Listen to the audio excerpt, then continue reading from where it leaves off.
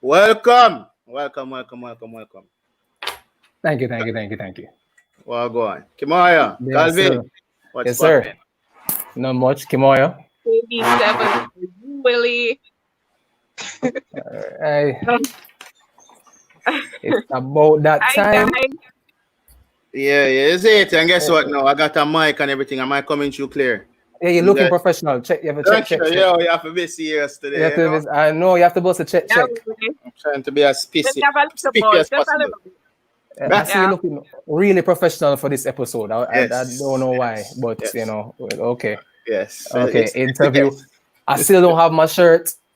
I wear a Well, black shirt. We're gonna work on it. I know it's hard to find my size. It's all good. So yes, what's new, Calvin? What's new? Nothing. Everything is about the buzz with the NBA coming back July 30th or 31st. I see Victor Oladipo has elected not to play. I wouldn't. I keep on saying that. I wouldn't. He's You a wouldn't smart play. man. No, definitely. Why So you not, wouldn't Willie? Why not? Hey, bubble there go bust. You say somebody must break the rule. Yeah. So The rules didn't even read off the rules. He's like, yo, this thing is too much. that's why they have lawyers, though. That you get all that money. That's why you have lawyers. Hi, Nicole. Nicole. Willie, you have your on? lawyer. Willie, you have your lawyer. Don't I know, front. I You know, must lie I know, on the I know, live I know. chat. You Listen. have a lawyer.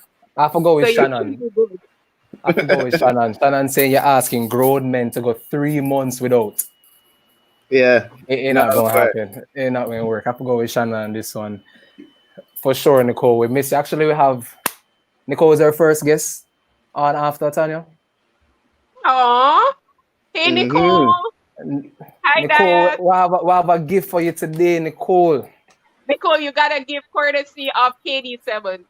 Yes, and KD Nicole needs to talk to you after this interview. Okay. Yeah, coach. I know you want to watch basketball. I'm saying, I know.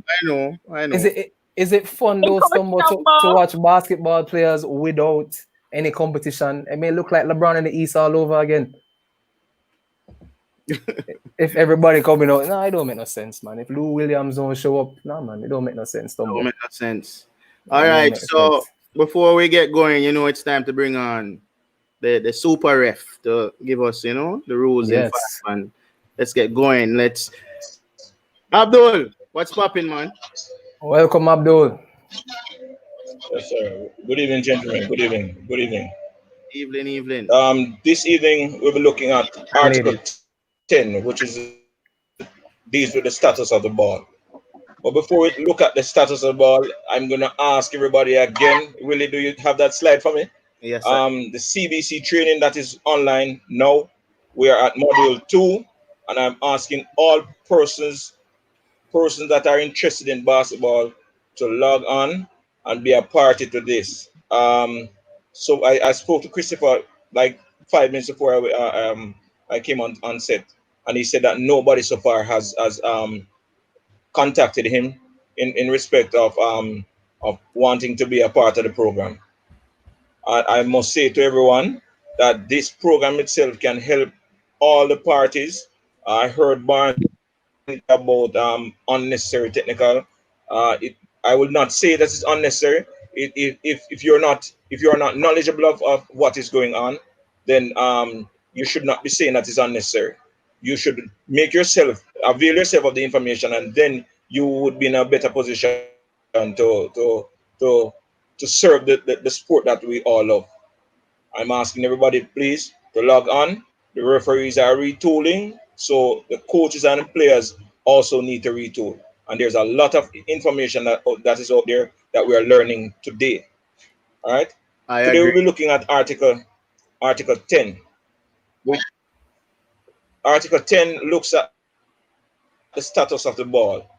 Now, the status of the ball is very important because it determines goaltending. It also determines when the act of shooting. So it is quite simple.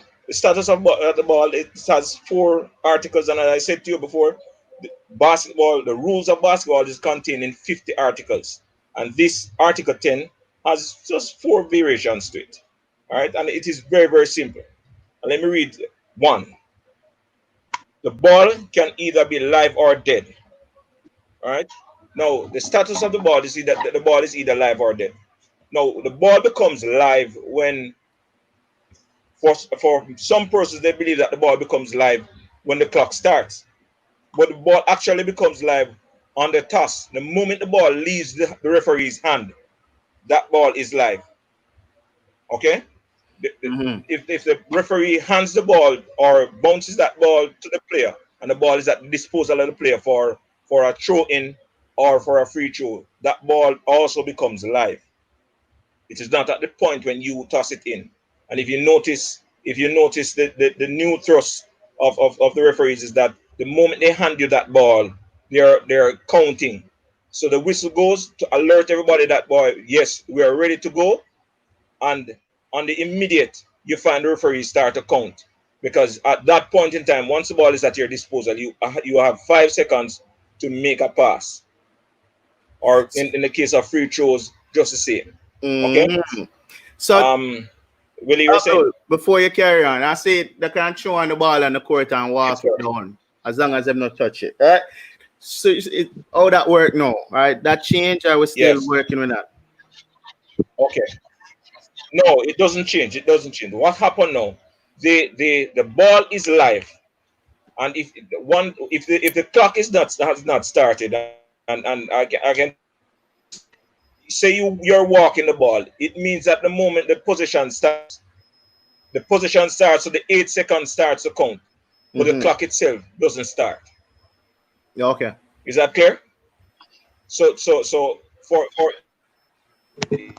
8 seconds to advance the ball to the front, so you can ball and the clock doesn't start, but the 8-second count starts the immediate the ball is at your disposal. Okay, understood. All right, understood. So Abdul, I have one question, right? Okay. So that part is very clear. That part is very clear. All right, so you have the jump ball, and this sounds like a rule that benefits the short people like myself and Willie. When you as a referee, at the minute you let the ball go on a jump ball, it's live. Yeah. It doesn't have to get to the apex of the toss. At the minute you let it go, it's live. So as a short man, I can out jump someone like Nikolai and get the jump ball. Come again? So as someone short, if I can get the ball the minute it releases from your hand. I didn't get that, Calvin. Willie, are you hearing me? Yeah, there seems to be a lag on Abdul's part. Calvin, I'm not hearing your question at all. Anyway, I guess you can. I'm not hearing your question. Pass that on. All right, Abdul. So that was the rule in 5, right? Correct? Really, question then, Willie. If you're able to hear the question, relate then. Go again, Calvin. All right, Abdul. What I'm asking for the jump ball, right? You can hear me? Yeah, it was a rule in 5. All right. If you release a jump ball, I can get it right after it's released from your hand. I can tip it before it gets to the height of the throw, the apex of the throw. There's some lagging. No, the ball is supposed to be tossed higher than any other jumpers can touch a ball. And once it reaches that point, then anybody can touch it. Not because that person is short doesn't mean that a person can't jump. All right. And there are many short persons that can jump. No, I think you wanted to know as soon as they release from your hand, if it's free game. If I can just reach right, I don't have to wait till it reach the ice point.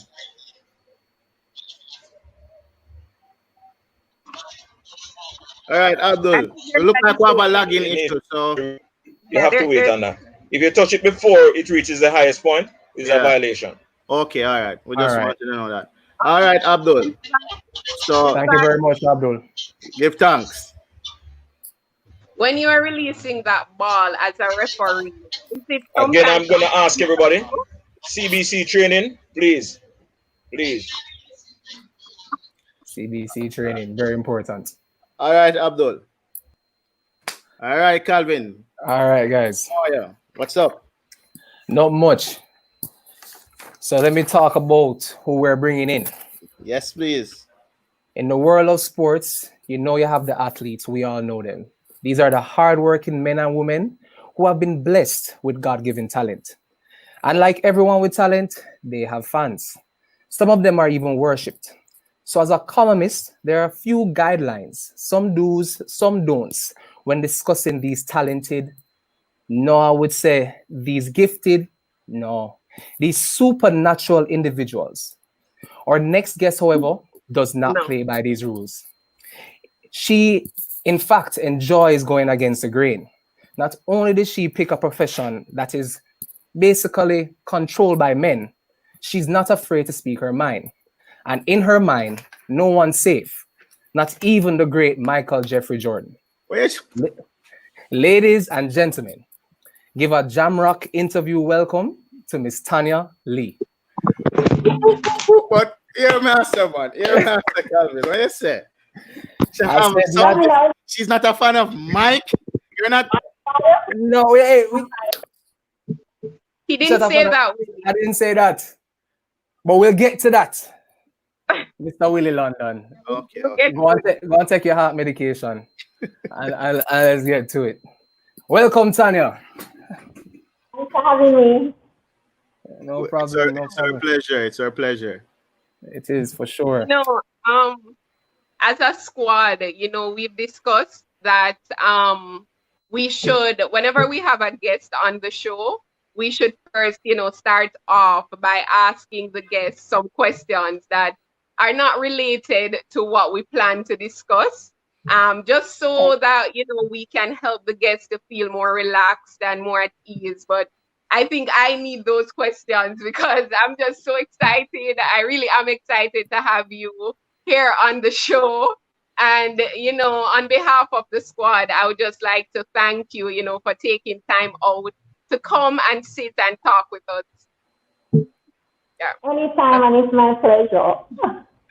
All right. So Tanya, this basically the rundown of the interview is to get to know you better. We're going to start from your history till today. All right. So generally ask about your past and what you're doing currently. So we'll begin. Later on, though, for all the viewers, we'll be having a game and we have a few giveaways given to us by Digicel. Kind of given to us by Digicel. All right. So stay tuned. Our first winner today. Who was the first winner already, Willie? Was it Nicole? Yeah, it was Nicole. It was Nicole. Yes. All right. So we'll let her know what she won today. All right, Tanya, let's begin. Okay. So now, my first question for you. If I had asked your best friend to describe you while you're growing up, what would he or she say?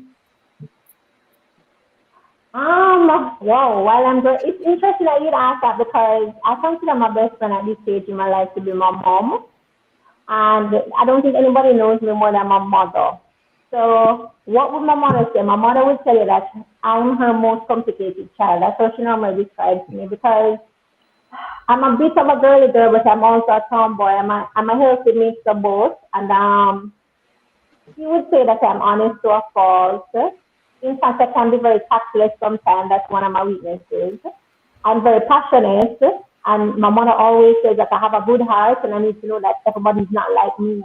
And to just ease up on people with that. But yeah, I guess that's probably how I would describe myself. Passionate. I think I have a good heart. And she'd probably say I'm honest to a fault. You think you have a good heart? Yeah. Okay. Where are you from, though, Tanya? Where in Jamaica? What school did you go to? That's an interesting question because I feel like I've lived in so many different parts of Jamaica. But just to give a background, I was born in St. Andrew at Natal. I'm giving my life history here. I think my parents lived in Kingston for a while. Then they moved to Portmore. So I lived in Brighton, actually, for the first couple of years of my life. Then we moved to Old Harbour in St. Catherine. Then I lived in Spanish Town for a while. Then I lived in Mona for a while. So I went to different schools and For primary school, I actually went to Marymount Primary in Old Harbour. That's not a very popular school. I don't know if people know it. I spent time during school in Portmore. I went to Nagahead Primary as well. Then I went to St. Hughes High, and then I went to UA. Okay. Yeah, I've never heard of that primary school. Could you repeat your high school? St. Hughes. St. Hughes? Yeah, St. Hughes. Yeah. Yeah, I'm a Swan. Team Swan. Team Swan. But that was my primary school does very well at I think TVJ has this national school quiz. Primary school quiz. Right. They've won a couple times, and they've won football a couple times. So they do well at sports and academics. Yeah, kudos. But we know who wins the real quiz, right? I say you know who wins. Yeah, I'm just saying. I've never watched School Challenge quiz. So I'm sorry. It's okay. It's, your school won't win anything, really. It's fine.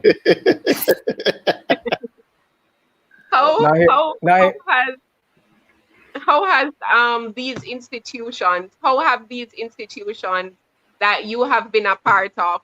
How have they, contributed to your overall development of your craft? I would say generally,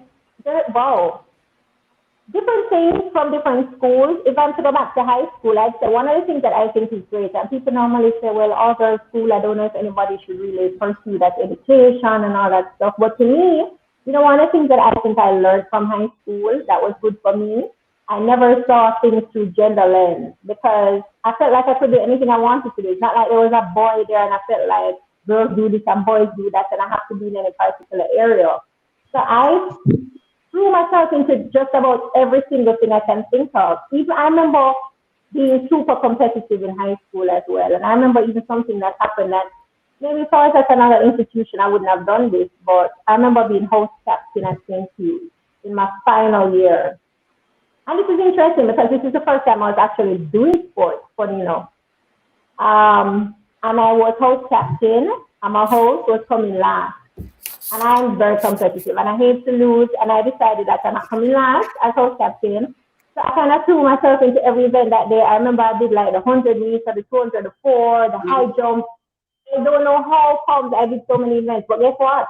I came second in every single one of them behind people who competed at champs. And then I was like, hold on, I have some time. So everybody was looking at me like, wow, Tanya can actually run. Like, then when I went to university, I tried out for the track team and made it. And it's so funny, I was a late bloomer in track and field because that was how I discovered that I actually could run. Wow. Was it Hardy? Was it Purple House? Do you remember which house it was? It was Orion and it was Yellow House. Oh, it was Yellow House.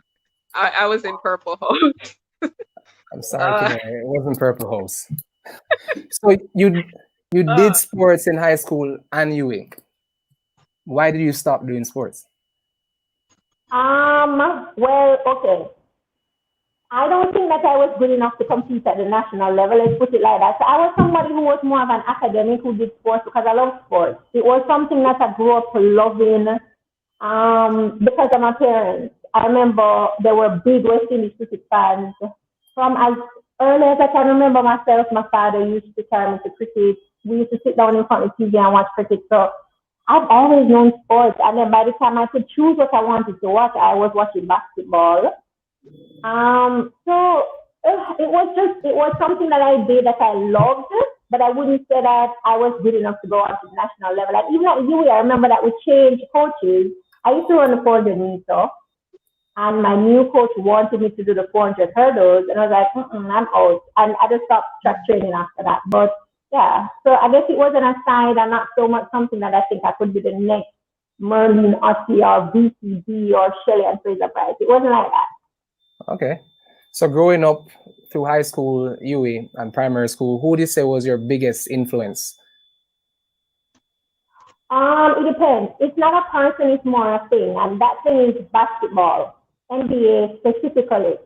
I remember when I started watching sports and taking it seriously from like, I'd love to work in this. It was watching the Chicago Bulls, actually. It's a team I don't even like, but I remember the intro for the Chicago Bulls, the starting lineup, how they were introduced. I remember how I felt whenever I hear that sound. To this day, if I hear the intro for that Chicago Bulls, it takes me to a very happy place. And it's not my side. That was how good they were. And I remember how they used to introduce the teams. I remember Mark Albert for NBC Sports, how he would do the intro, and it was so dramatic. It was, by the time you were finished watching that NBA intro, you're ready for the game. And Bob Costas, and their analysis. And the truth is, that was really my first start in sports where I could say I watch something and say, I love what they're doing. I wish I could do something like that, like eventually. Like, I believe my love for marketing and sports marketing developed through watching the NBA. Sure. I remember those Bulls starting lineups. I don't know if KD is old enough to remember it too, but when the Bulls watching YouTube videos. Yes, when the Bulls running through, they had Bulls running through the buildings, and they'll come and they had I don't remember how the intro went. I can't hum the intro, so I'll leave it alone. But yeah, and then from start to finish, but it was so emotional just to watch. And then I can imagine being a Bulls scientist, and I'm actually not surprised that I shouldn't say this because I'm a big LeBron fan, right? But the truth is, when you look at the statistics and the viewership numbers for the NBA, they haven't grown since '98. They've actually dipped. Every year has been less viewership than '98 in the NBA. So I believe that was probably the height of the sport, not just because of Michael Jordan, but also because of an intro like the Bulls intro. I mean, I don't think he's ever had anything like it. Go away, Kevin. The reason. But we're not going to that right now. We're not going to that right now. Okay, that's for later. Yeah, it's definitely Jordan. It's no intro. It's Michael. Basketball took a huge dive after Jordan retired. Like, even in Jamaica, basketball used to be played on every little street when Jordan was around. And soon as Jordan left, football started to take over. That's true, and it's any sport, because even you can both even track and field, left a hole in track and field. And what you find is when you have a figure in sports, you don't see it while it's happening, but certainly after you normally see that there's kind of you know what was a very telling moment? I mean, you guys are our basketball gurus, right? But in track and field, I don't know if anybody remember in 2011, I think it was, when both first started. Yep. Yeah, I remember, of course. Yes, I remember, and it was like, why but I watch? It don't make sense why I watch this. So, like, it went empty. They were in Asia, and I think the Asians just got up and they were like, gone, bye-bye. Which I think is the same thing that's going to happen when LeBron leaves basketball now, because when you look at the numbers, well, guys, based on the work that I did, and I did the work, and I look at the numbers, I know. Yeah. the game since the 90s is actually games featuring LeBron James, because he's really, when you look at the following, so I think he does have the highest following now in basketball in terms of fan base. When you look at his social numbers, nobody's even halfway there, not even halfway, which tells you that he brings a lot of fans to the sport, and a lot will probably leave when he goes. So those colossal figures are not that easy to replace. There's a lot of bots around, like if you're talking about social media, LeBron is rich enough to have like 30 million bots. Like, LeBron will not affect the NBA. I'm not going to go right into LeBron right now, because I know we want to go. We're not going to go to LeBron. So, I want to talk about your journalism journey. When did you decide? When do you get that passion for journalism? Okay, journalism. No, I'm not going to talk about it in a technical term. I'm going to talk about my work in TV. Okay. Because that's what I spent time doing. I spent over 10 years with Sportmax. And what I remember is that when I joined, here's a funny story. And I feel like, wow, my life story seems kind of around basketball, funny enough. I remember being at a basketball game. I believe it was with the Special Olympics basketball president at the time, and we sat down and we were at the indoor center, and I saw a group of people walking in a shirt marked Sportmax. I didn't know anything about the channel. I had no idea who these people were, but they looked very professional. Everybody was in a branding shirt, and I was like, who are these people? Turns turned out that it was a new sports channel that I just started, and I literally went up to them and I was like, I'd love to work with you guys. I don't know what this is. You guys are shooting basketball like I've never seen this. And somebody gave me a card to the CEO, and I sent in my resume. And like before I even could send, I feel like you replied to say coming for an interview. And that was really where I started. And I remember, I'm probably going off the question now, but I remember I did not have much marketing experience at the time. And what I did was I thought, I'm going to get in there, I'm going to work my ass off and make sure that I eventually become the marketer that this company needs. And it was a young brand, so there weren't a lot of people working at the time. And I remember how we grew and how much I had to do with that, because I kind of did everything at the start. I was a graphic artist, and I was the one writing the promos that were on air. And of course, I wanted to do them like Marv Albert and, Bob Costas and everything. And it was just, so we grew from me being passionate about sports. And the people that were there were young and passionate about sports. And that's pretty much how I got my start. Now, I do a lot of things now, wear many hats in journalism. So now I write for the Gleaner every week.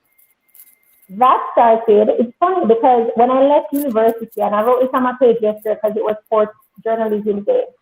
When I left university, I wanted to work at the Gleaner as a journalist. Like, I thought that was the pinnacle of what I'd end up doing, which is very funny now.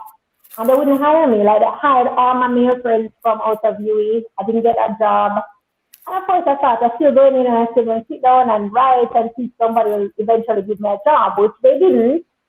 But when they called me eventually after all my accomplishments, and they said, Tanya, we want you to become a columnist. When I was writing my first article, I was crying because I was thinking, look at my life has come full circle. Like, I wanted to do this job reporting on sports. I know people are paying me to give my opinion on sports because I feel like that was the moment when I said, I made it. So yeah, that's kind of how I got my start. So that is what you majored in university? No, and the truth is that if you were to poll people all around the world, we end up working in areas that we didn't necessarily study. Because, okay, so I would say that there was like a 1-2 combination when I was at Sportmax, and that was me and our CEO, Ollie McIntosh. I thought we had good work chemistry and would build that company a lot with what we did. We studied actuarial sciences at Howard University. I studied literature in English and philosophy, and I have a master's in gender and development. None of that have anything to do with marketing. None of that have anything to do with sports. Because eventually I feel like you find your passion, you do what you love. Well, you should do what you love, and you should find your passion. And a degree is just a degree. It really is. It's anything you want to do. Because I remember when I applied for that job at Sportmax, I thought there's no way anybody's going to hire me. I have no marketing experience. I have no sports marketing experience, and I was wrong. They gave me a chance, and I repaid it. And now Sportmax is huge. Yes. What's the position you left Sportmax at? We're the most watched sports channel throughout the Caribbean, and that's interesting and it's something I'm proud of, because when I look at the history of Sportmax, it was just a channel. When I went there, first of all, I remember being at the first staff meeting and somebody was complaining about the fact that the channel popped down. Like, we were only in Kingston at the time. We were like on 2 cable systems. Like, somebody said, yo, the channel popped down, star. I'm ashamed. The family, I wonder what kind of place this will work. And I was wondering if I made a mistake. But those were teething pains. And when I look at where we got to eventually we said we need to get out of Kingston and go island-wide.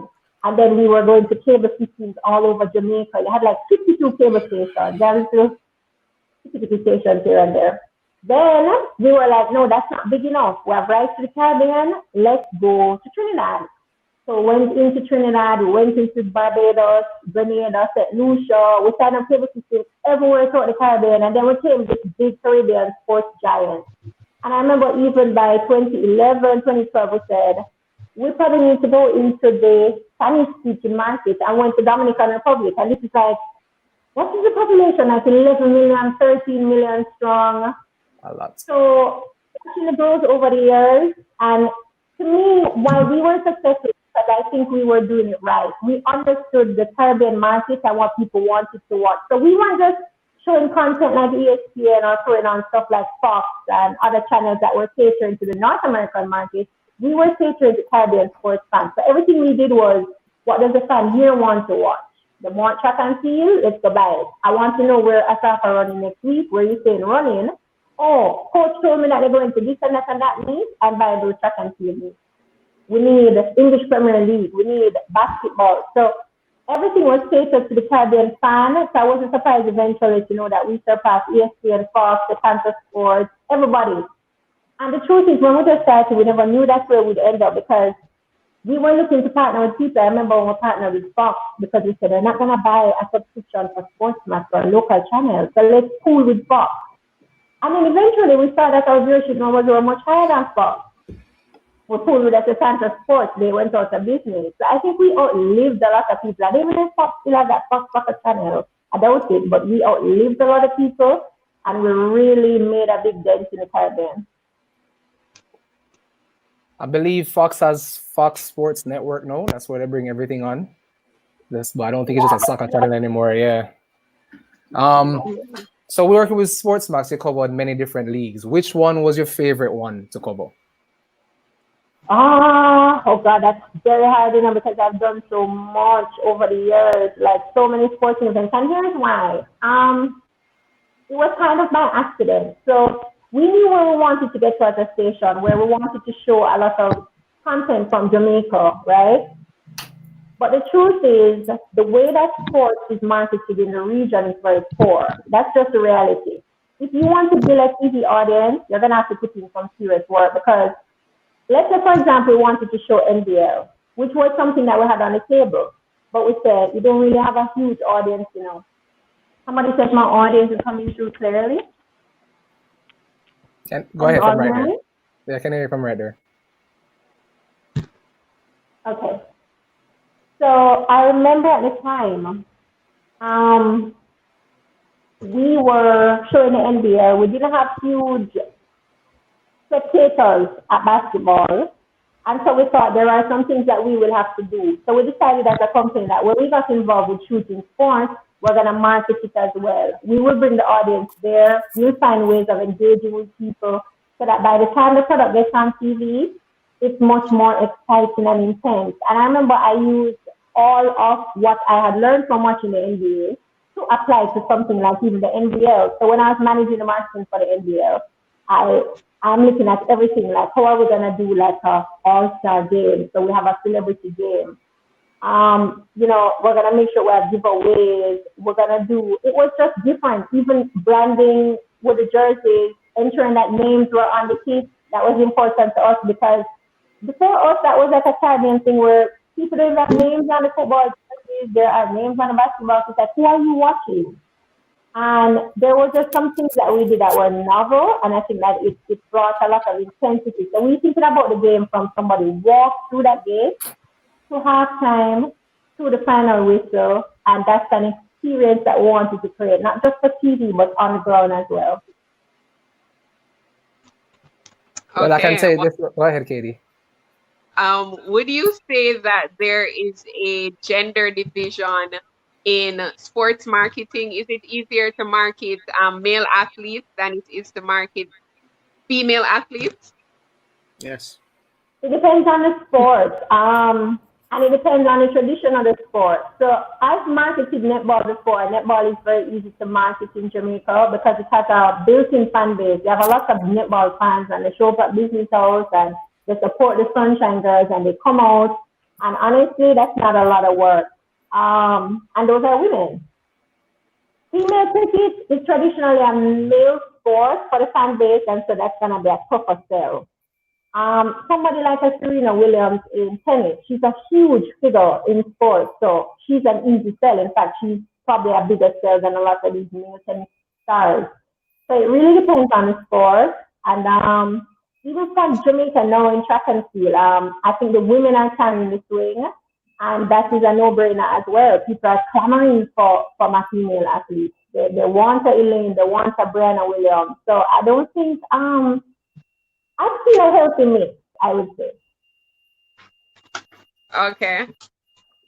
What would you say is the role of marketing? marketing is the engine behind making anything work as far as I'm concerned when you think about sports. So, for example, if the aim is viewership, the marketing is what's going to get people there, and it starts so early. So one of the first things I would do whenever I get a product is I think, how am I going to make this exciting to people? And it's just about the work that I put in on the back end that gets us there. So I'm thinking about how the promo is going to look on TV. I'm thinking about which athletes I'm going to use to promote it. I'm thinking about my fan base that I want to attract and what they're interested in. When I started out, I remember I used to have these fights with my boss a lot. Like, I remember I used to do some ads and I had like Mickey in it. And he used to say, you don't have no picture of Maradona. And I was like, Maradona? That has a throwback. And he's like, people call Maradona. And I said, no, our fan base is young and they're into Messi. And, you know, it's things like that. So what we did was that we always thought about the sports fan, what would they like, and how do I get them excited before the game? Just like how I sat before the TV and got excited before the basketball. Tanya, I have a question here from Gary. I read basketball and your time at university. You talk about the love for basketball. Did you support the basketball team at your university? And if so, do you remember a player from that team, female or male? I tell you, I'm a big basketball fan, and I know. And I don't want to listen. I'm engaged to have cousin's friend, right? But there were a few guys who used to play basketball who I had a crush on, and there was one guy I remember that he was from Barbados. His name was Barry. And I remember when Barry used to come on the court like it was a big deal and we were dying. But I used to watch basketball a lot. I used to go and support the team. I used to go and support my team. I lived on Irving Hall, so I would support Irving Hall and the basketball team. And I remember actually I went to basketball tryouts. Gunnar, I actually can shoot, and I can shoot better than a lot of guys. Gunnar, I don't know Gunnar, but Gunnar taught me to shoot, right? Gunnar taught me. But I remember going to basketball training a couple of times. Like I went twice and didn't go back because the girls were kind of rough. Like somebody sent me the ball and she did it so hard that I was like, okay, I'm on. And that was it. Yeah, it sounds like some LeBron would probably do too. I understand now. I understand. But Tanya, I'm gonna tell Nick. I'm playing, but yeah, we all know Gunnar. Gunnar is a legend. Gunnar is a legend. There's nobody that comes on this show that does not know. Yeah, everybody talks about Gunnar. And so Tanya, just so you know, you have your LeBron, fans, because they're saying you're speaking facts. A lot of people agreeing with you. Someone says Zion is a place in heaven, so he's not the face, but that him just bad mind. You know what? you have your LeBron supporters, Tanya. All right, Tanya, you've met a lot of people. Right, and I probably know the answer to this, but the viewers, who, while meeting them, the athlete you felt was probably the best interaction, and then which athlete you met that you felt was the worst interaction? I know the worst probably. I'm gonna be honest here. I mean, since this is a basketball audience, I'll stick to basketball because I could go into other sports, right? But I'm gonna just do basketball. The best person for me was actually when I met LeBron. I remember when the NBA said to us, okay, Sportmax, we need to send some people. We're having media day. You can choose wherever you want. And I thought, Cleveland just won. I'm going to Cleveland, right? So I went to media day in Cleveland, which the funny thing about it is that there weren't a lot of people there. Cleveland is not a popular city. The media isn't big in Cleveland. So I thought the media day was huge, but it was just that actually a few pockets of us. So I felt like that gave me the opportunity to see the players one-on-one. Even when you look back at a lot of the footage of what NBA TV showed and everybody, people messaging off my phone like, "Come meet up on TV," because I'm like in the background a lot and stuff because it was like maybe 4 or 5 media houses, right? And all of them were from Cleveland. So I think everyone were looking at us coming from Jamaica like, who are these people? But he was the nicest guy. And let me tell you, people don't get to where they get to by chance, Success is something that they cultivate because they have the good practices, as I would term it. One of the things that stood out to me about LeBron was that he stayed back after we did all the media interviews news, and he was just chatting to everybody for like 30 to 45 minutes of his time. And he was talking about everything, like from what he was watching on TV to his wife and him and the kids. And, you know, like he was talking about some kits that he saw a team wearing in college basketball, and that he wants to talk to Nike because he wants to develop like a new look and he wants some black jersey for Cleveland. I just thought the guy was very nice and genuine, and he's a people person. And for me, that's why LeBron is top.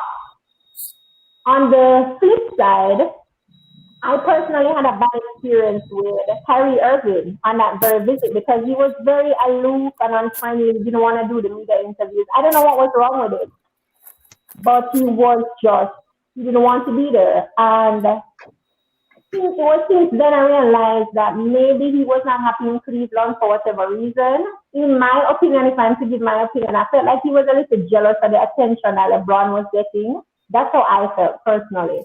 But I didn't have a good experience with Kyrie. Okay. But this brings to my next question, because we already knew the answer would be LeBron James. You know, but very nice. And he was even telling me that he's from Jamaica. He was speaking patois. He was very nice. Jefferson at the time was on a part of the squad. He was so cool. But there were Iman Shumpert was awesome. Like, there were lots of nice people, but I just remember that LeBron is the only one that stayed back after practice to hang out with the media. And that to me is just... Do you feel this has to... Go ahead. LeBron fan. Oh, which athlete do you see yourself in the most in regards to personality and work ethic? Would it still be LeBron? Wow, personality and work ethic. Like compare myself to an athlete? Yeah.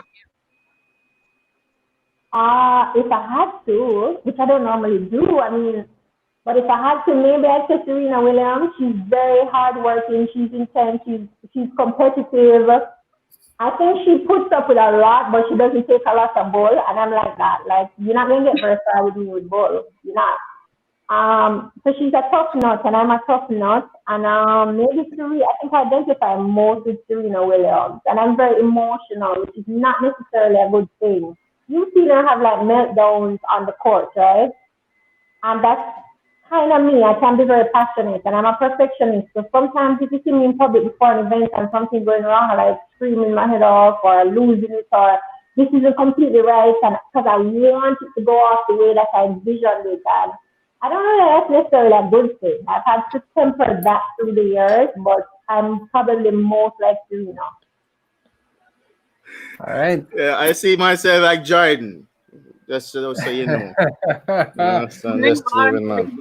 Yeah, Michael, all the way. We say you can jump like Jordan. I know how to win like him. I know how to win like him. I have a question from Gary. Let me see if I can find it. He was asking, what year were you a part of the NBL? Oh Lord, I really don't remember, but this might sound cocky and everybody forgive me, but it's not a lie. It's the years when the NBA were running like super great. I remember that at the time, because I do feel like basketball has fallen off in Jamaica and there's a lot of work that needs to be done. I'm a little disappointed where it is now compared to what it used to be. And I'm hoping that eventually basketball gets to its rightful place. But I believe, well, I know that Ajani was president at the time, and Pete Matthews was vice president at the time. What was that? Was that like 2010? I don't remember the exact year, honestly. But it was a couple of years. We did 2 seasons of marketing and promotion and shooting the NBL. And we got like record sponsorships in those years. So a lot of people came on board. We had like record people in the stands. Like every game, you had like people in the stands. It was just a lot of heightened excitement around the NBL at the time. And I'm a little disappointed to see where it's at now, because I remember for years after, there were a couple years where there weren't even any basketball. And I was wondering what happened to the NBL. And that really pained my heart, because basketball is so near and dear to me, and because it just has so much potential, and I feel like the stakeholders allowed it to fall somewhere, and I don't know why. Maybe it was because track and field became, I don't know what it is. I really don't. So what you feel needs to be done then to get back that spark, you know? Because it's a basketball program really, and we know you're an expert, like a super marketing genius, right? All of them things that tell us how we could get the NBL back to where it once was. I think the players need to understand the role of all the major tools that need to go into making a very good league. So one of the things that needs to happen is first, and this is not something personal to anybody that's managing basketball in Jamaica now, because the truth is I'm not even aware of who those people are. So this is not a personal take. It's not personal. But what I think needs to happen is that there needs to be people that are in basketball that are recognizable faces that will take the sport to the next level. Let us not fool ourselves. Corporate Jamaica has dollars that they will spend, but they give to people and to organizations that they believe will make use of it and be able to give them back a return on whatever that investment is. Those people need to be sitting in the office. So at the time when we were doing it, I and the team at Sportmax and Johnny were able to get money from corporate Jamaica. We had plans, we had numbers around what we were doing, and of course it's on TV. That is another important component. You cannot have any sporting event that will grow without TV coverage. So to me, when somebody decides that they want to cut the TV portion of the budget and they don't need to pay for the production, I think that's where you're in trouble, because if you're not on TV, not in front of a wider audience, then you're not going to have that growth. And the last and most important thing to me is that marketing has to be seen as an essential part of it. I remember when I used to push for some things, and this is not just even the NBL, but I have that issue with the JSF when I was doing competitions with them, the JCA with cricket, even boxing in Jamaica. I have to say to them, you have to think of the picture bigger than just people playing on a court or people on a pitch. You have to think about from that fan coming to the stadium, and you have to think about the fan that can't come and sitting at home and listening on the radio, or they pick up the newspaper and you make sure that you have pride of place. So whenever you have a competition, you have to think about the marketing. And you must now think, how do I get this in the paper? Basketball doesn't really get great coverage. So get a sponsor to pay for it. Give them the logo, give them some branding there, give them the shirt.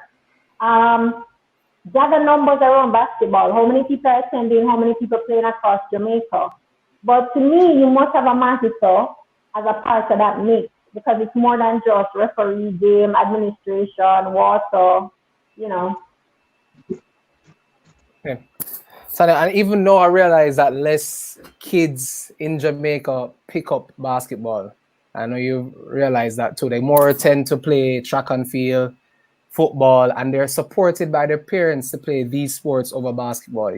And even though we all know basketball is international, one of the top 3 sports, if not top 4 sports, why you think that we in Jamaica don't believe that we can make it here?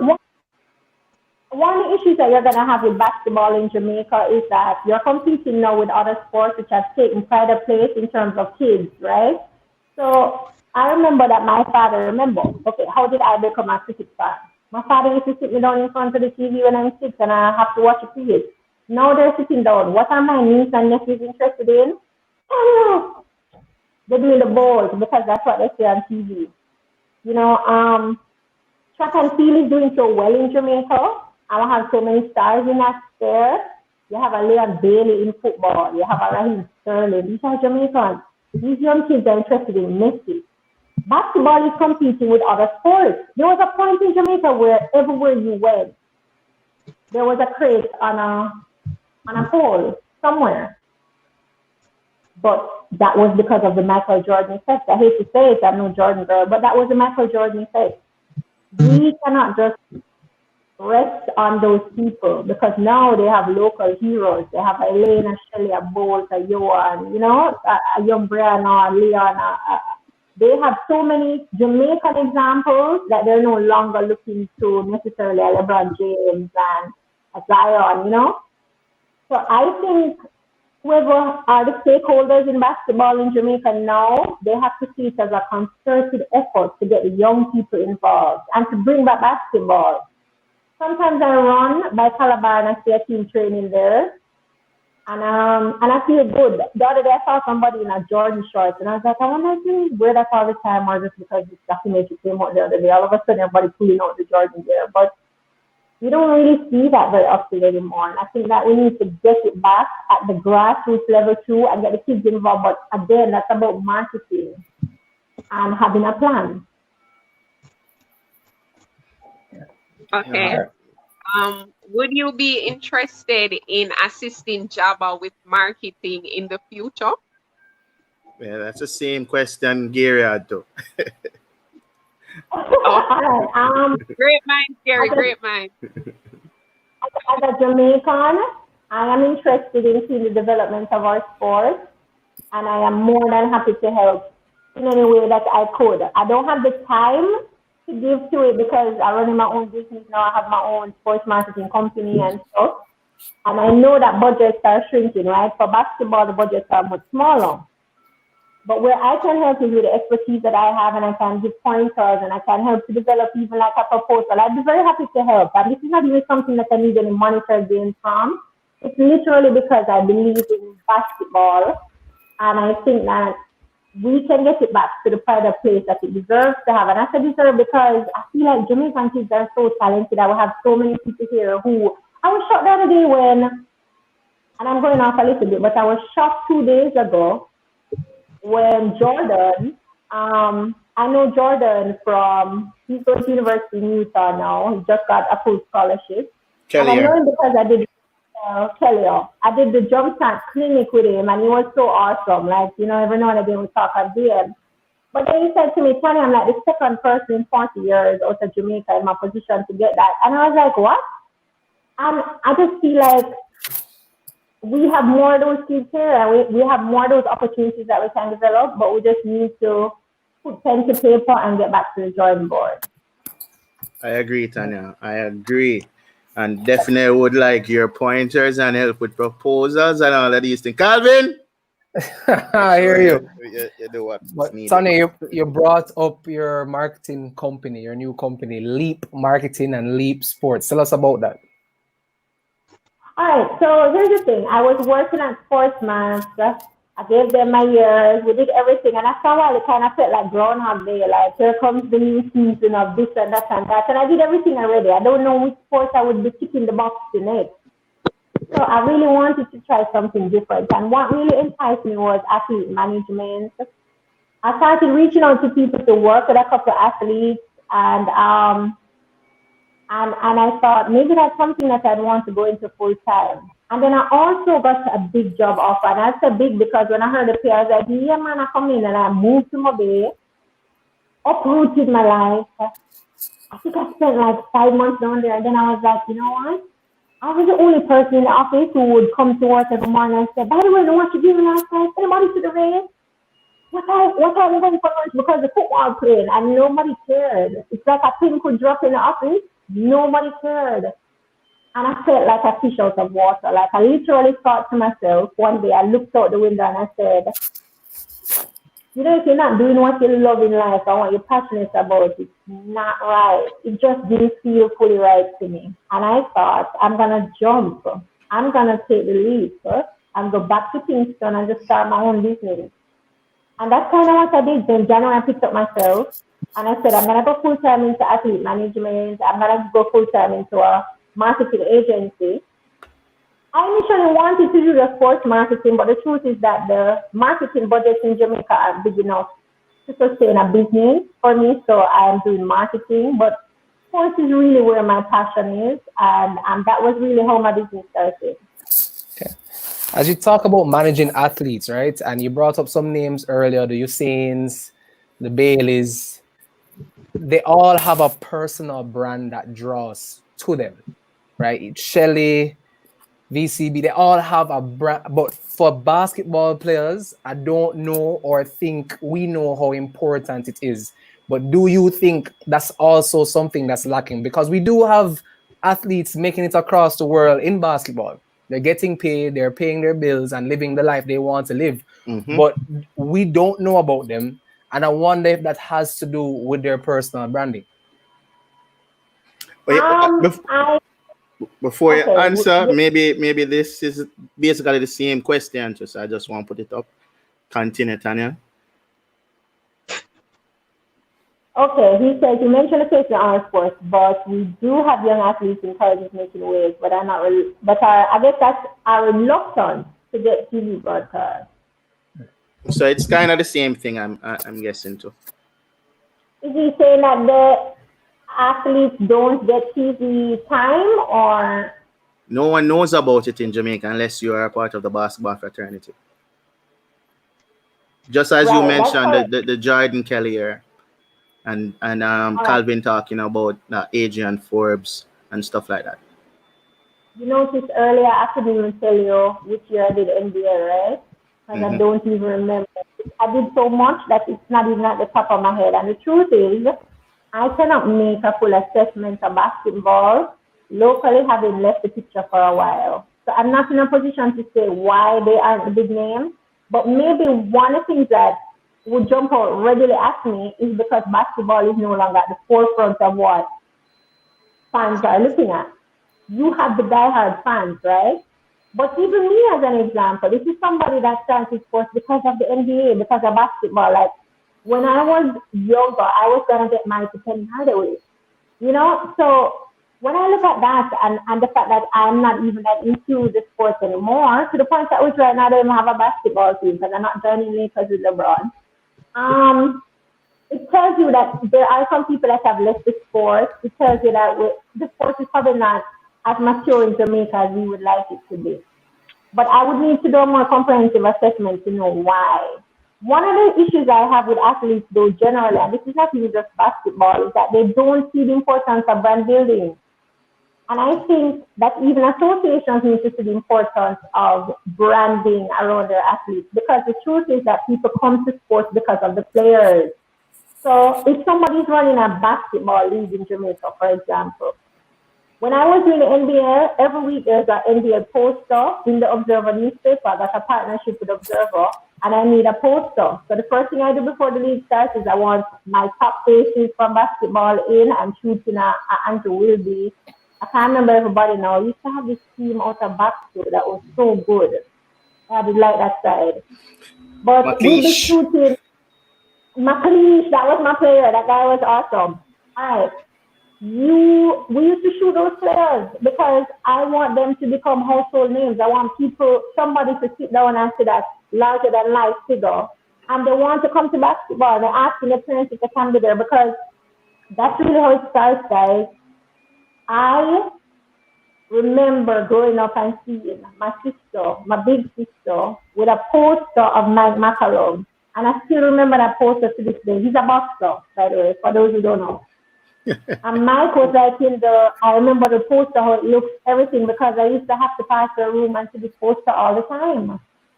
And that's kind of how you grow the fan base. You just have to put the people in front of the kids, and it will pay off eventually. Okay, good. Make some star. Calvin will probably have to go work on, making a brand and thing. All right, cool. I'm not good enough and way too old. But there's others. There's others out there that can do it. Tanya, earlier you mentioned that you do columns for the Gleaner right now. I have read a couple. I will tell you my favorites and my least favorites in a second. But when writing these columns, how do you know this is it? This is fire. Everyone will engage. This will be spread. They will share this one. I never know. I really never know, which is very funny. I write from the heart. Everything I do is from my heart, right? I'm a passionate person by nature. And if my heart not in something, I'm not going to even bother. And I don't do well at it. So I pick my topics based on whatever is on my heart and my mind to write about. Like, give you an example. The first article I wrote for the Gleaner, which was a guest column, I said, let me look at high schools and how they're doing in sports. I didn't know if anybody cared how they were doing and how they ranked against each other. I really didn't have a feel. I was shocked the next day when I saw the messages in my phone and people were saying, Tanya, this is so good. I like the article. And when I went online, I saw that over 750 people had actually shared it on their Facebook pages. And to me, that was amazing. And then the Gleaner told me this was the most read article in the paper for that day. And then they offered me a regular column after that. So that was surprising to me. I was very excited to see that, but I didn't necessarily think people would care. Sometimes I write an article and I literally am very busy and I don't do it a lot of justice. And then I look the next day and it has a lot of traction and a lot of interest and a lot of buzz. And sometimes I feel like this is it. Nobody don't care. So I don't know that there's any formula, but I know for me, one of the things that I do is that when I push my pen, I try to write about things that I think will inspire people, encourage them, or, to celebrate some achievements. Or I don't really write on controversial stuff a lot. I'm not trying to blow whistle on people and make anybody look bad. Like, I don't use my column for things like that. And I try to steer more on the uplifting side of things. Okay. On that note, I will tell you which one is my favorite. So as behind me, I have the Kobe Bryant. I was wrong about Kobe. Tell us about that one. What did you think and why you changed your mind about Kobe being the greatest? Who's not a big Georgia fan, right? There are reasons I wasn't a big Georgia fan. I thought that Jordan, and a lot of basketball fans will disagree with me, and maybe I'm wearing my female hat now. But I think Jordan is sort of a bully, and I don't like his leadership style. I was never a fan of Michael Jordan watching the sports. I was more a fan of like Penny Sharp. I liked at the time like Patrick Ewing. I was a Karl Malone fan, I'll admit it, a John Stockton. I like those workhorses over in Utah, but I liked other teams apart from the Bulls at the time. And I didn't like Jordan's brand as a person. Like, the basketballer is awesome and the greatest and every accolade he deserves. But as a person, I thought that he left a lot to be desired. And I wasn't okay with the fact that Jordan never stood up for black people, like stood up for issues that were important. Like, I believe that it's important for you to use your voice. And we're all seeing this now in 2020, right? And I felt like Kobe Bryant was kind of that person. I felt like he was like a knockoff of Jordan when he started in the league. And he was very aloof and kind of like not friendly. And I didn't like that face for basketball. So I wasn't a Kobe fan. The truth is, it wasn't until Kobe died that I grew to respect and realize that Kobe was much more than anything I thought he was. Like, this was somebody that championed women's basketball. He was somebody that was more of a family man in many ways. And I appreciated knowing Kobe, the family man. And that's kind of what I like about Jordan too, because I believe that the male has changed so much from the 90s male. Like, he's a more complete man now. He's more of a father. He's more of a, and I like that. I like that. So, personally, I was wrong about Kobe. And now I talk to Kobe. Like, Kobe's a good example of growth and what I would want to see from a player. Somebody who loves their sport, who's passionate, who have the right mentality to win. Somebody who works harder than the rest. And they don't rest until they get there, He was that guy. And for me, it gets no bigger than that. Yeah, I really appreciated that article because it was just so relatable. But, well, I was a Kobe fan, but I could relate with a different athlete because I thought that I was wrong about LeBron, But now I've grown to appreciate, the persona behind, the legend. But could you talk to us about the first time that you represented an athlete and what was that experience like? The first athlete that I had in my stable was stolen from me. That's funny. The first I worked with was Michael O'Hara. There was a young athlete who was doing very well at Calabar. He was champion boy 3 years in a row. And I remember thinking, I like this brand, this guy's gonna be doing things in track and field, and I want to work with him. And then I started working with him. It wasn't formalized because I still, it was something I was doing on the side while I did my sportsman's job. And eventually Usain Bolt and his team came in and, that was the end of that. And I did. because I said, if there's anybody that can lead him in the right direction, it's gonna be Usain and Usain's camp. Yeah. Maybe the first real relationship that I had with an athlete in terms of working was Elaine Thompson, and this was right after she had won in Rio in 2016, and she was a double, which is the first time in like 20 odd years that any woman had done the double in the 100 and 200 meter. And I remember calling Bruce James of MVP and I said, who is managing Elaine's brand? Because I just went on her page and, you know, and he said, nobody. And I said, I'd love to do it. And so I sent them a proposal and they accepted, and I was working on her brand. But I like Elaine as a person, and she was probably my first professional athlete that I worked with. And I can tell you that I typically don't tell the athletes that I work with, and here's why. I believe the publicist, the social media manager, those people need to be in the background. I don't think you should know who's doing the work if they're doing the work, because there's something that feels not so authentic about it. So I don't like to be at the forefront when it comes to my athletes, and I like to keep that private. You should never be able to tell that I'm doing that work or this is me. You know, I like to keep it. It's about them. It's not about the publicist, and it's not about the brand manager. Okay. Before we continue, I said we had giveaways today. So I'll ask the audience for this giveaway, what basketball team is the reason for getting Tanya into sports? No, you can't win the credit. I already told you this. We had this discussion. You can't win. And Willie, no, you're on mute for a reason. All right, so moving on. What do you require from an athlete before you represent them? Other than the will to win, because we know that they have to want to be a winner. But other than that, what do you require from an athlete? Personally, to be honest with you, I'm a cherry picker. I choose my athletes. Like I choose who I want to work with. So sometimes I get approached and I just honestly have to decline because I think there isn't much I can do with that brand for a number of reasons.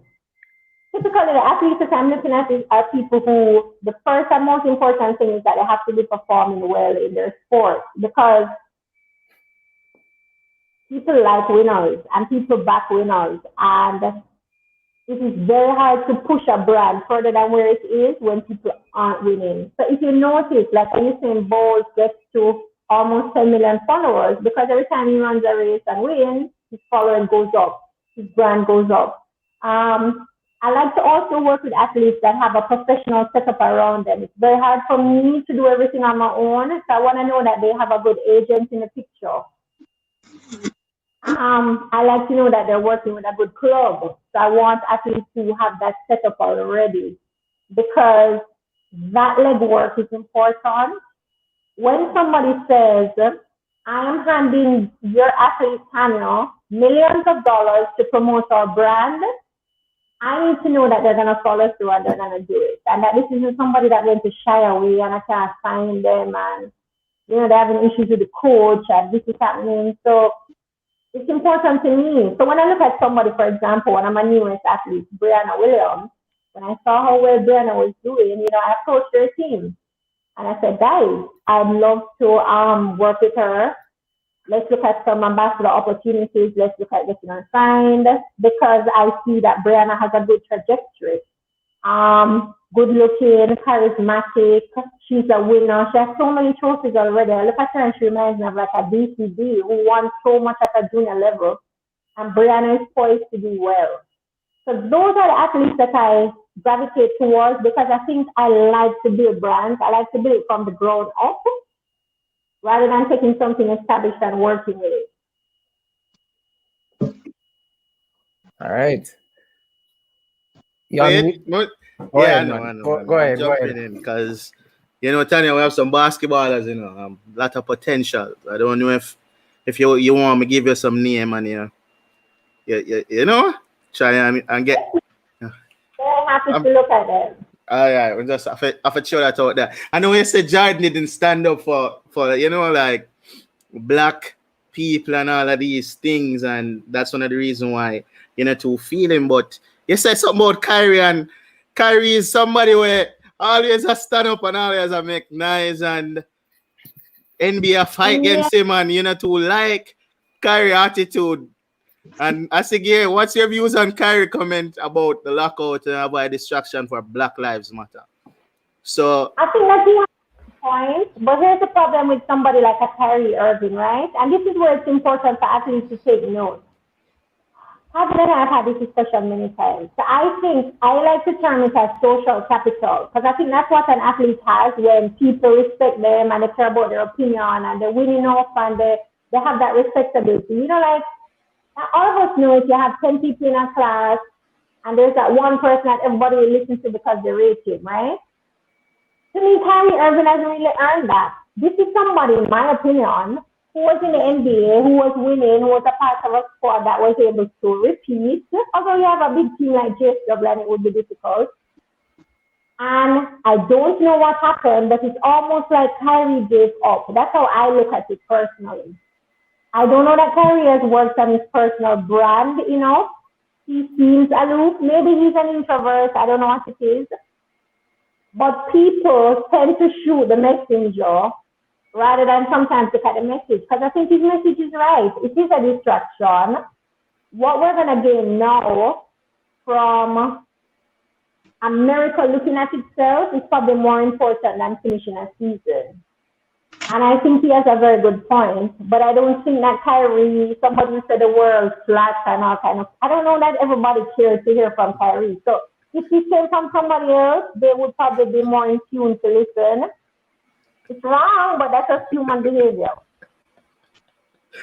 I want you to know that the flat earthers have a very, very large following. Like, especially here in Jamaica, you have a lot of flat earthers. I had no idea until like COVID era. Truth. In representing a player or an athlete now, Tanya, I know you deal with their endorsements and there are different deals that they get. What is one of the most memorable companies you had to deal with and why? Oh Lord, that's whoa. First of all, I probably look at it not just from athletes and ambassador deals, but maybe just even my work with Sportmax, and there were so many things I was a part of in terms of sponsorship.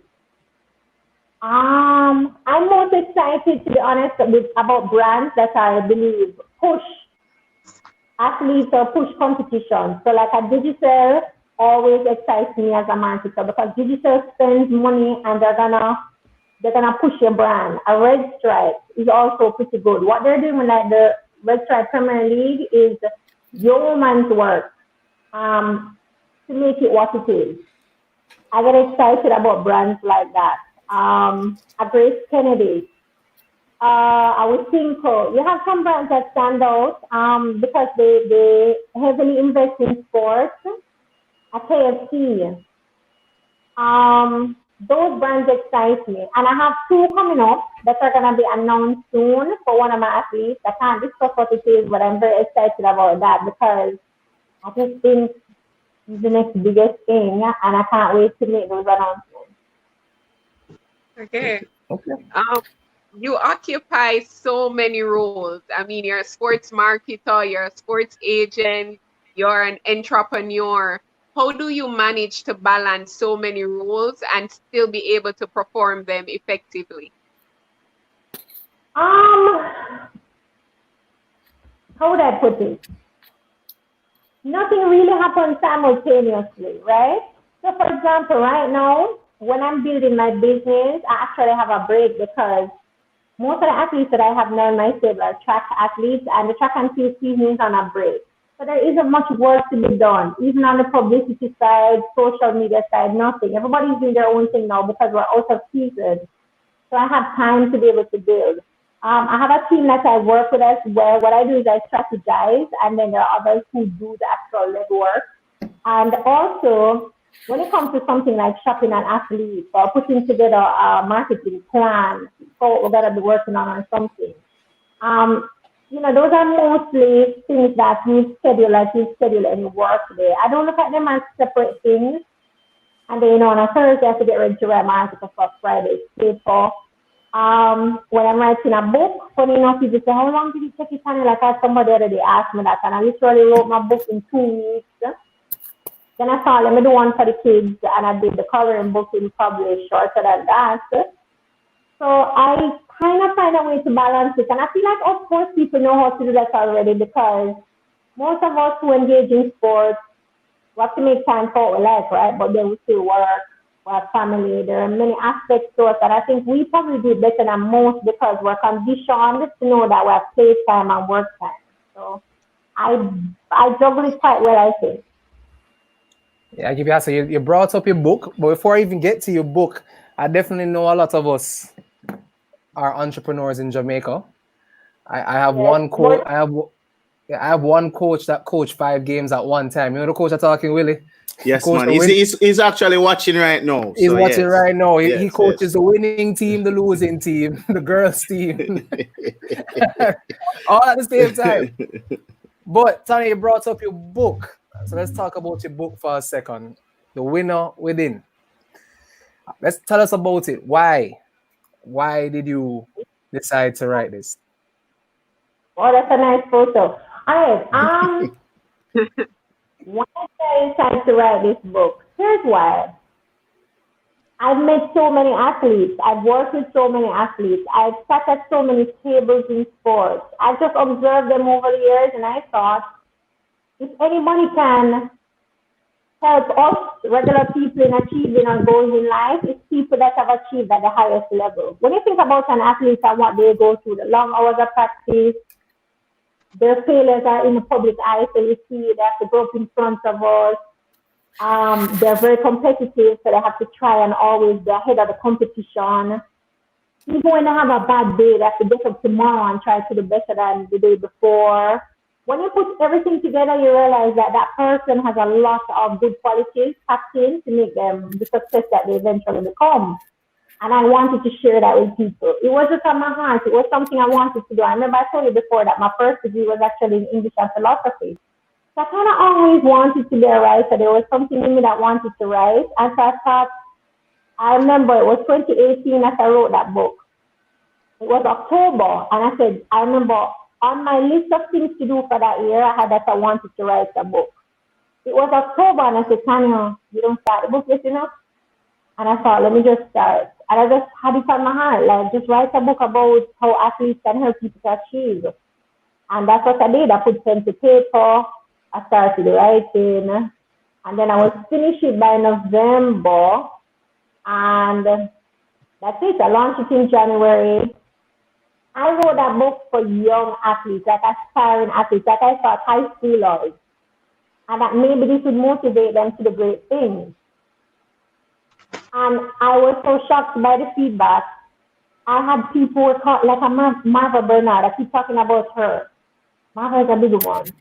Martha Bernard that ran netball for how many years. And she called me and she said, Tanya, I just finished reading your book and you just inspired me to get up and do this project I wanted to do for Caribbean netball, and I drive into the office right now. I was inspiring people that were older than me, more accomplished than me with this book. So I'm happy I did it, because even the other day there was an athlete, Rochelle Clayton. She won bronze at World Champs, and I remember sitting at a function with her, and then she said, oh, by the way, I liked your book. And I said, you ready? And I was just like half shy, but half proud. And yeah, that was the idea behind it. I wanted to inspire people to greatness. And I felt like in some ways I achieved that based on some of the feedback that I got. All right. Awesome. For those who don't know, The Winner Within, for all young aspiring athletes and all of us trying to take our next step in life, is definitely a good read. I had to pay for mine. I didn't get the friend discount, but it's okay. I have a question here from Gary. What's the one common mistake you always witness players and sports admin normally make that limit their growth regarding marketing? Not taking it seriously. That's the number one thing. Everybody thinks it's foolishness, it's fluff, it's not necessary. So people don't pay attention to their brand and what they're posting online and what they look like to the person watching. They think that it's probably too much work to tell somebody that something inspired them and that they like this, but it's not. That's how you connect emotionally with fans, with people who would want to go to sports. And what I find with administrators is that they are usually slavish to just getting the game going, and they're not thinking about getting people to come. And I remember once in a meeting, I don't know if Pete Matthews, big up Pete. I love Pete, by the way, big up Pete. Oh God! Oh God! Yeah. Go ahead. I was in a meeting once, and halfway through the meeting, Pete said, "Tanya, you know, so me get what you're trying to say. Me get what you're saying. All right. So you know, just like you said, gentlemen, I feel like we're always just concentrating on the basketball. Let's just look at the other important things for a minute, and that's exactly it. There is more to the game. When you watch an NBA game, if you think about it, they're giving you the shirt to wear. So they're already thinking about how people are going to look in the stands. And that's so important because, you know what I noticed through the years in sports too? Sportsmen play better when people are there and the excitement is at a high level. So you're going to get more out of the athletes. You're going to get more from the TV audience. So you're pulling people in to watch. And it's important, man, and that's the number one mistake that they don't think as important. Okay. Mm-hmm. While Tanya gets that up, I want to show everyone how serious Tanya takes it. Tanya has her own show called Sports Talk. It's a show that she does from her house, and by looking at the show, you wouldn't believe that it's not Sportmax come out with it. So. Willie, let's show the... If Jamaica's athletes were to stand upon a podium based on the number of medals won for the black, green and gold, Veronica Campbell-Brown would emerge head and shoulders above a quality field. Campbell-Brown has won 51 medals for Jamaica, 29 of which are gold. One of the great major championship performers, Veronica Campbell-Brown, twice the Olympic champion, over 200 meters. Merlene Auntie created a blueprint, but you could say Veronica built the foundation because her every move was historic. She gave Jamaica her first Olympic women's gold medal in the sprint in 2004, starting a chain of belief that maybe, just maybe, Olympic gold could be commonplace. Then in 2007, in a photo finish at the World Championships, Veronica wins the 100 meter to hand Jamaica her first senior global 100 meter title. In doing that, she became the first Jamaican athlete to be crowned junior champion.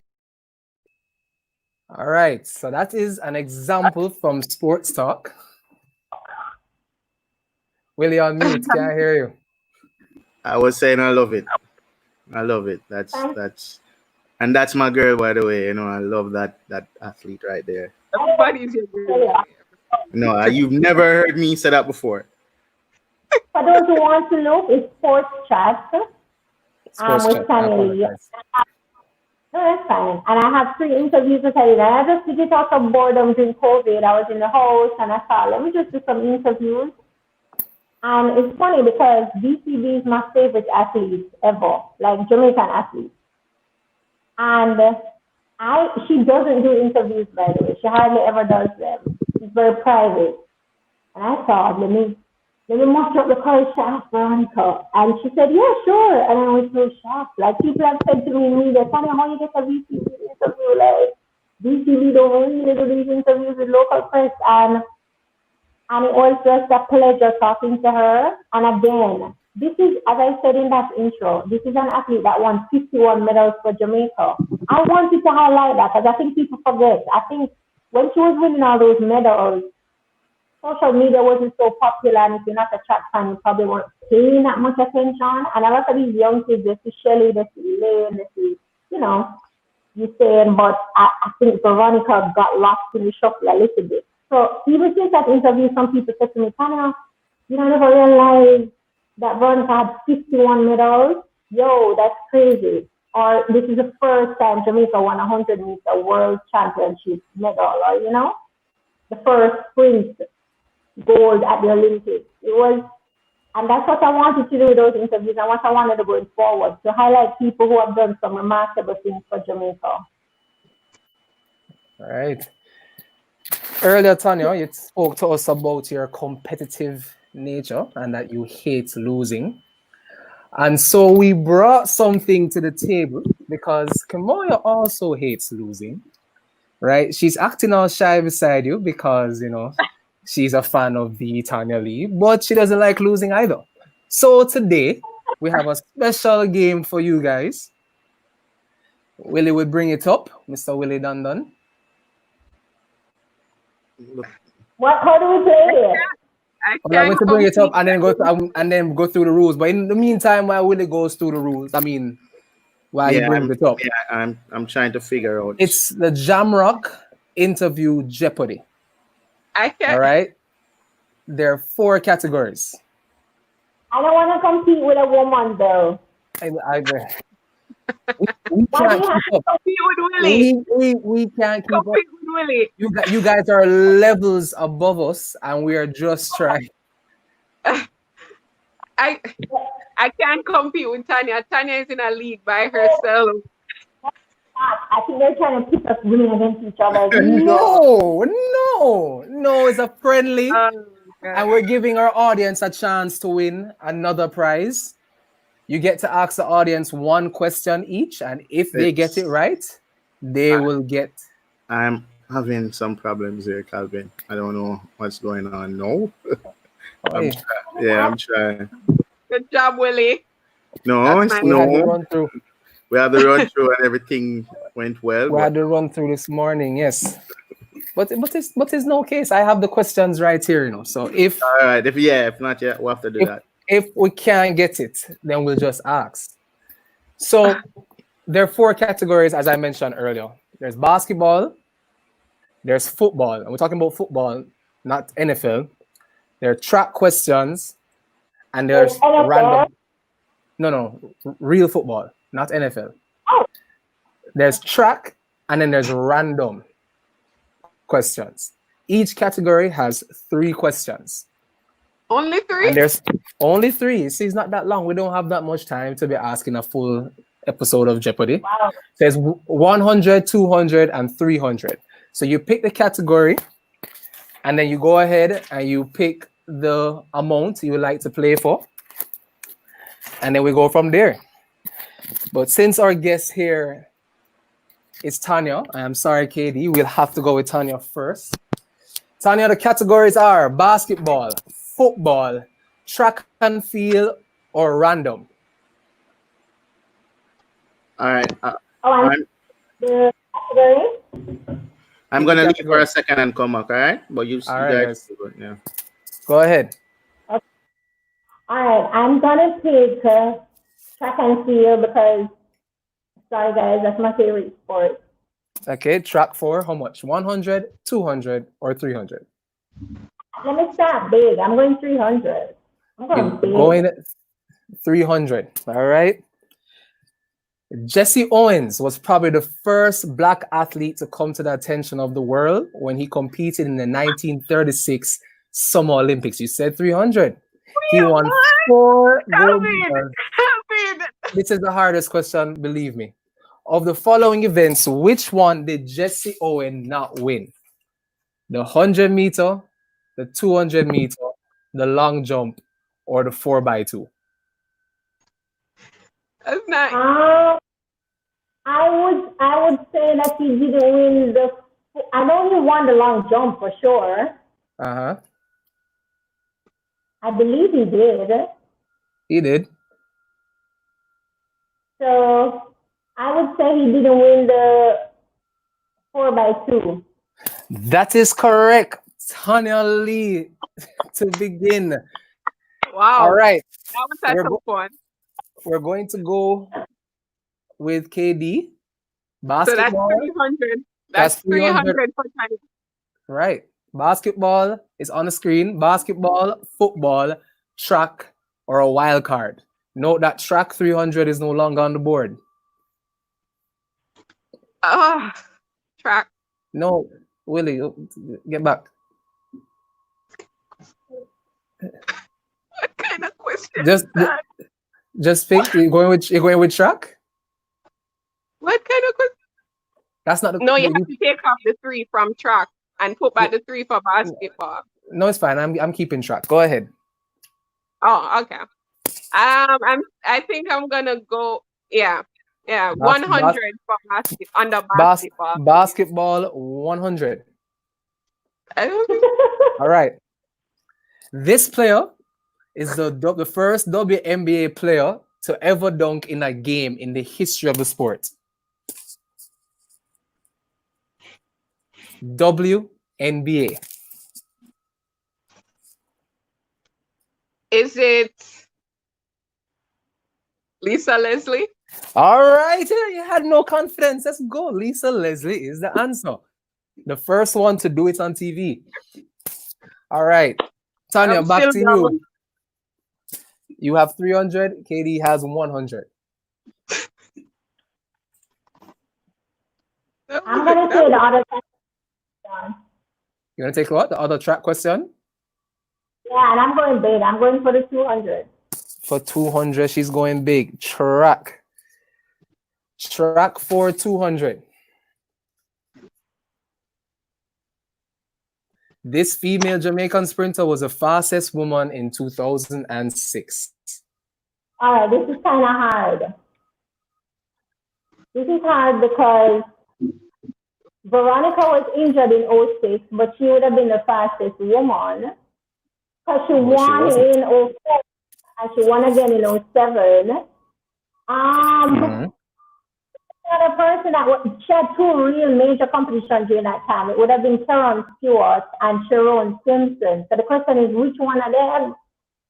And I don't. This is a good question because you choose the 1 year where nobody would remember who was number 1. It's not even an Olympic year and it's not a world champs year. But I know my stuff. I'm gonna guess that this is the PT athlete. I'm gonna go with Sharon Simpson. That is correct for 200. Okay. I can't compete with Tanya. Come on now. Come on. You still have basketball in there. What will you be going with? Basketball, football, track and field, or a wild card? I say go big. 300 for basketball. All right, give me the 300 for basketball, please. 300 for basketball. This NBA player is known as a top 50 player. He won 1 regular season MVP. He went to Urban University, but never won a title. He got cut from his high school team twice. And now, here's a clue. He eats more than he lifts in the gym. Wait, why are you giving so many clues? And that's not right. That's a clue. That's a clue. This NBA player is known. I'll give you a clue. This NBA player is known top 50 player, the one that sees the MVP title. He went to Auburn University, but never won the NBA title. Don't forget the clue. The clue is actually pretty big. Oh, Charles. All right. Charles Barkley. I'll give you a clue to Tommy. Don't worry. Girl, you had constantly like to talk about the fact that poor Charles is I'm not hating on Charles. It's just a question. No fans here. Just a question. All right. Track and field, football, basketball, or a wild card? All right. I know it's a basketball forum, so I can't be shying away from it. You know, what's going on with me? So I'll say the basketball for 200. Basketball for 200. She just stole all your hope. This player won 2 NBA titles while being a coach and a player at the same time. Oh, this is something that I definitely should know, and I don't. Who was that? I know. Can I throw this out to somebody so they can win the credit? You can go ahead and throw it out to somebody in the crowd. This one out to the crowd so they can win $200. Willie, does anybody know the answer to this question that's answering right now?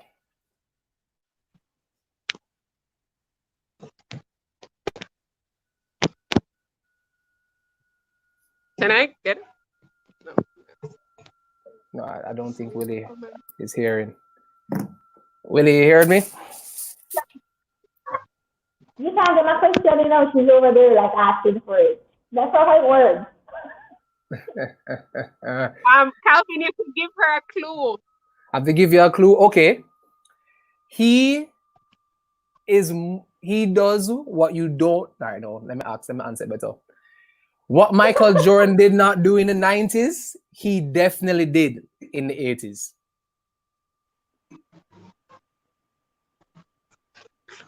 Is that a clue? That's a clue. He didn't fight for our rights in the 90s, right? But which NBA player that did these things fought first? No 80s player really did any of it. So exactly. It must be 70s. 70s and 80s a little bit, but more the 70s, correct. And then now I'm gonna think, as I know if this person was both player, but I'm gonna say it's not Kareem. Nope, it is not Kareem. It's Dr. J. I'm sorry? Is it Dr. J? Nope, it's not Dr. J. I'll give you one more answer. Bill. It is Bill. Correct. I didn't know that Bill actually coached. And played at the same time. He coached and played at the same time. All right. Go ahead. Basketball is off the table. What would you be going with? Try the wild card. Okay. 100.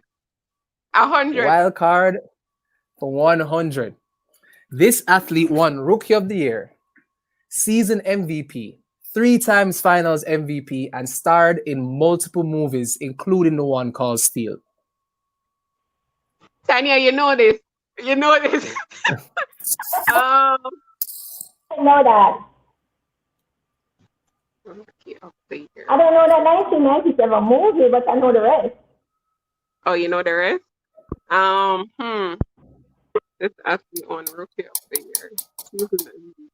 I think giving the movie's name is a clue, but if I'm allowed to give another one, Tanya, I'll give one. Well, no, you gave me a clue, so let me not do that. No, I'm competitive right now. This athlete won Rookie of the Year for basketball. Basketball. For basketball, okay. Mm-hmm. Season MVP, 3 times Finals MVP, and starting the multiple movies. Here's the clue. Mm-hmm. His shoes was only found in Payless.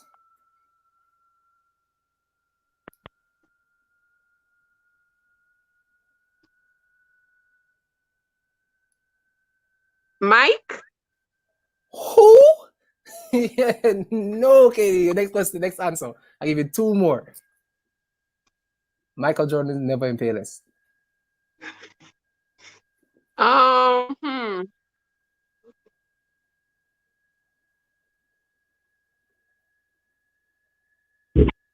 LBJ? Nope, not LBJ.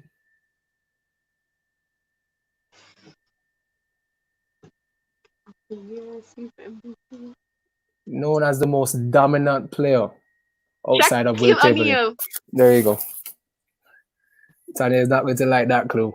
Let's go, Shaq for 100. All right, so I'm going to ask 2 more questions from these. Go ahead, Tanya. Football, wild card, or track and field? I should have gotten that. That was a basketball question. Can you hear me, Tanya? I can't hear you.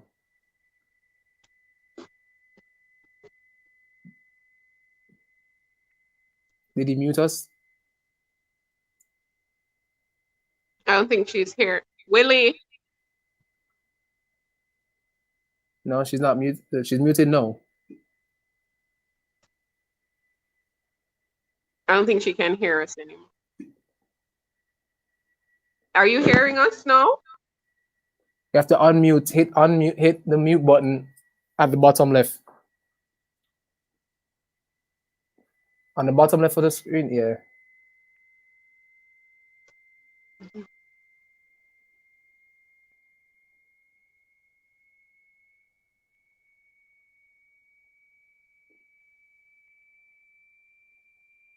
Okay. Bottom left. The bottom left. I can't unmute it for her because she's the one who muted it. You don't see the mute button on the bottom left. I know, but we can't hear you because it's still muted. You have to hit it. Yes. All right. And before everything, Kimaya, how dare you say Michael Jordan in a PLS? Wait, that's what I want to say the question. You never know who they're going to be. What do you say, Tanya? I'll take the question. She already got it. She got Shaq on her third try. Oh, how could you get that one try? I don't know. It speaks to the generation. That was a basketball question, for real. Yeah, I should have done that. I'm not doing this challenge again in a Calvin. No problem. We're going to leave right here. On that note, Tanya has won 700 to 500. This girl said Jordan. Congrats.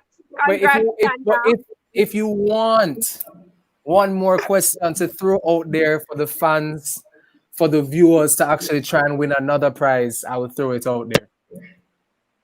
I wanna throw a question out there. Go ahead. But oh my God, I'm gonna go to the era of basketball that I love the most, which is 90s basketball, as you know. And best era. What do I ask about 90s? I mentioned this player, right? I mentioned that this player was the reason that I started watching basketball a lot. Because I thought he was my husband back in the 90s. Who is that player? What, you're talking NBA or like NBA. I said it earlier that he was one of the reasons why I started watching basketball. Maybe I should give you some clue. Yes. Wait, can we win? Here's a clue. He's number one. I'm not giving you guys I know the answer, you know. I mean, I can take it if nobody gets it. He was the biggest deal in the 90s. Like, go watch his footage because he was like poetry. Willie. Jordan was the biggest thing in the 90s. There was somebody else, yeah. Other than Johnny. Jordan, he had his he had an eye on his shoes and he had an avatar. He was the first athlete with an avatar. He was Penny. Oh, what Penny a ball, I know. Penny a ball. I injured, mess him up still. Believe me. Yeah.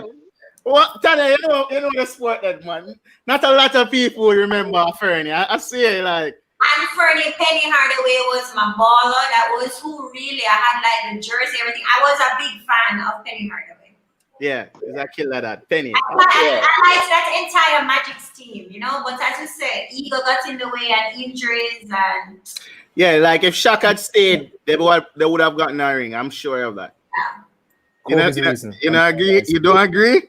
They said the bull. They said the bull. Kobe is my Shaq. And Jordan was there. Jordan was there. What about KD, guys? What about Durant? Killer.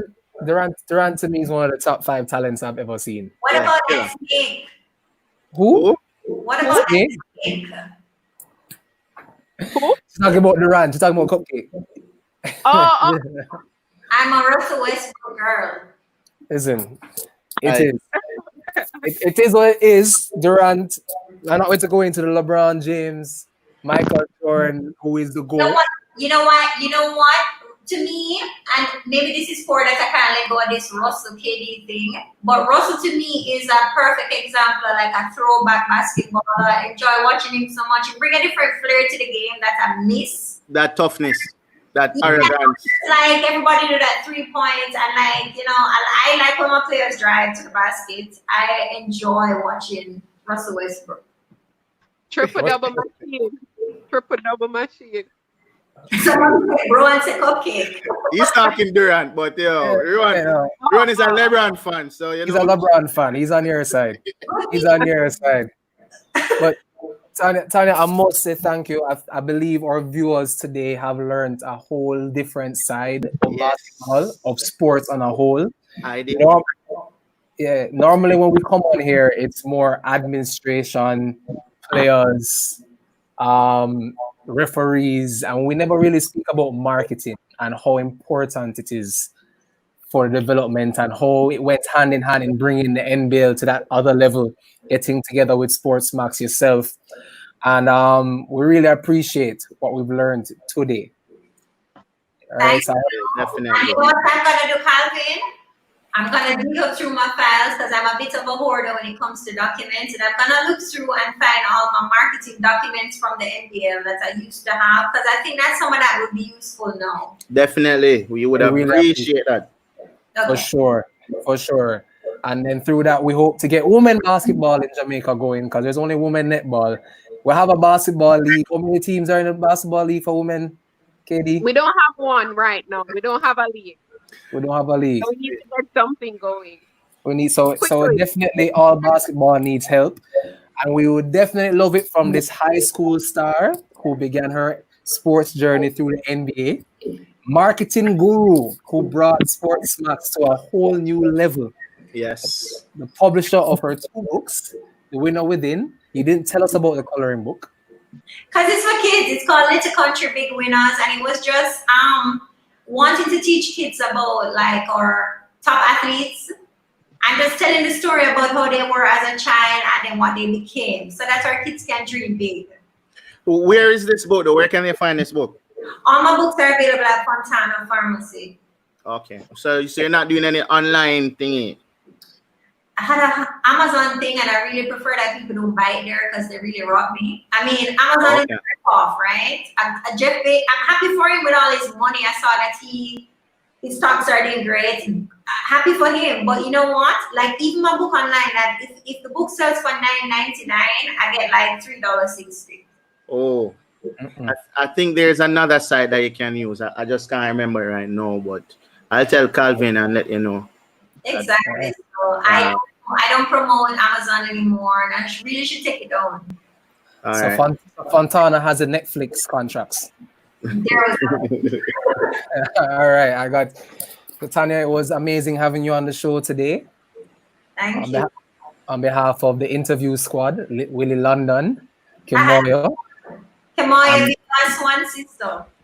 Aw, thank you. I appreciate you coming. Nicole want to know what she win and what's her gift and how she go get it to you. Nicole, you won $100 in digital credit. And Katie will be sending it to you. And Katie will be sending it to you. Did anyone answer any of the trivia questions, Willie? No, I don't. Let me go through. Someone only said shock, but I'm not sure when that answer came. And Pinnock said Wilt. She was wrong because it was Bill Russell. It was Bill Russell. Yeah, because Dave Simon got Bill Russell. All right. O'Neal Morgan too, and O'Neal answered most of them. So I don't know if we want to give O'Neal everything. All right, let's give O'Neal. He got everything right because he got Charles. He got Charles, all of them. Yeah. So let's give O'Neal the credit. Willie, you can be in charge of getting O'Neal the credit. So Nicole, Willie. No, you can't send me the credit, man. O'Neal not the boat. You see me? So it's all good. It's all good. O'Neal can just say we more give the credit too. All right.